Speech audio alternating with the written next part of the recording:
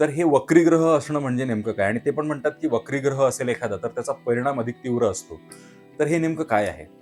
जसं मी म्हणतो, की आपल्या जन्माच्या वेळेस जी ग्रहस्थिती किंवा आकाशातल्या संपूर्ण एक स्थिती ही अ, आपण त्या पत्रिकेमध्ये, कुंडलीमध्ये बघायला सुरुवात करतो.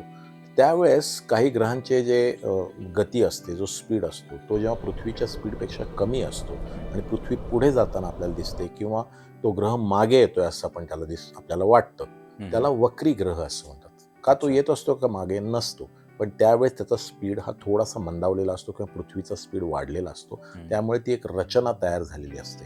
म्हणजे हं, त्याच्या ऊर्जा ज्या आपल्या शरीरामध्ये येणाऱ्या असतात, त्या रचनेच्या ऊर्जा त्या हं, थोड्याशा डिस्टॉर्टेड किंवा अशा थोड्याशा विचलित करणाऱ्या असतात. हं. मग त्याचे परिणाम काय होतात या वक्री ग्रहांचे? तर हा वक्री ग्रह हा नेहमीच वाईट फळं देतो का? असं नाहीये. तर वक्री ग्रह हा तीव्र फळं देऊ शकतो.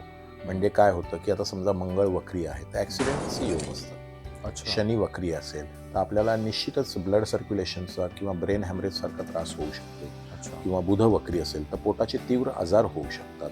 गुरु वक्री असेल, तर खास करून पोटाचे विकार भयंकर होऊ शकतात. हं. आणि मग लिव्हरचे, महिलांना काही वेळेला गर्भाशयाचे विकार होऊ शकतात.